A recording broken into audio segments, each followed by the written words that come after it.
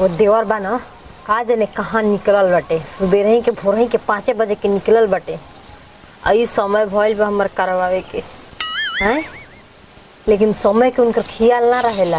मरद खाली कह के गोइल बाटे कि खाली ओकरे से करवाई है, अंत और केहू से ना करवाई है। आना तो उनकरा के नूनो सतुआ से ना पूछती हम। जितना करत रहनु ना उतना, लेकिन का करी खुद अपन मर्दे से हम परेशान बानी तो दूसरा के का कहे के बा जब हमारा मर्दे कह के गइल बाटे।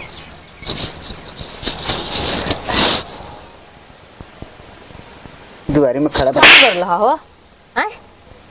कुछ ख्याल रहेला कि ना रहेला हैं? जानतर न कि समय बा हमार करवावे के हैं तो होखी ना। अरे तू बड़ा तबे करवावते ने तार भैया कह गइल बना ना तबे तो करवाइतो बानी। आ तोरा से नूनो से तो हम ना पूछती तोहरा के, ठीक ना? एकदम बेचैन जितना तू अत कइले बड़ा ना बेचैन ना रही। ओत का कइले बानी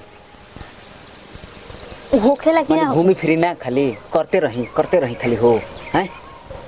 घुमला फिरला बिल घुमल फिरल जाला, रातों दिन घूमते रहल जाला। मैं दामो करे ना जाई, लेटरिंगो करे ना जाई। फिक्र नहीं खे, चिंता फिक्र नहीं खे कुछ करे के कुछ करे खाली कर काहे नहीं करत तो ना करब तो कहम ना। तार भैया कह के गइल बना हैं तो जा तू भैया के संगे कह के गइल बना हमरा बस का नहीं खे। हां तो कह दो कि हमरा बस के बात नहीं कि तोहरा के संभारल हम चल जीतनी बोन के संगे। काहे ना चल जालू? का दिक्कत बा तोहरा के हमरा के बना के ठूस के देबे के? समय से ना होई तो एकदम विपत आ जाला तारा। तो कुछ चीज समय से ना हो तो विपत नहीं आई हैं। चले आओ पहले है एकदम हमर के मुआ देबो। चले आओ कर बात करो ले जा।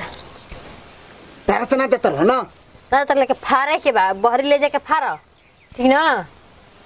हमर खाना बनावे के लिए उठत त करे के बा काम त कहां भागा रहता ला त काम करवावे के बा। ये त ना तार चूल खातिया लकड़ी हो।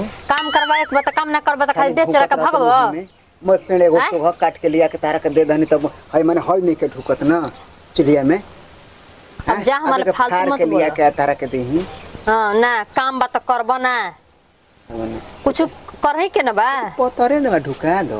तू जइबा कि ना जब हमर नाटक चत बाकी जइबा इहो बर जाई हो। जुदे जा पहले जा आगे के संग धक दे का दिया गरम होके बस बर जाई। तू जइबा कि अत करबा हमर से झबा कि जइबा पहले चुपचाप जा फार के लेके आवा बनावे के बखाना। एगो काम कहला पे एगो काम कहत हेला कहबो हे तर तो कहीं हे तरे काम करे के बा त काम ना करिहन। काम के ना काज के दुश्मन अनाज के तौने इनकर खिसा बा। काम करे के कह त देहे मरमराए लागत ह करिहन ना। आ ठूसे के बेरी भर भर छिपा चाहिए कि हमके ठूसे के चाहिए। आ एक रंग के ना 17 रंग के ठूसे के बना के द लकड़िए गोइठा ना लगी किनवा द गैस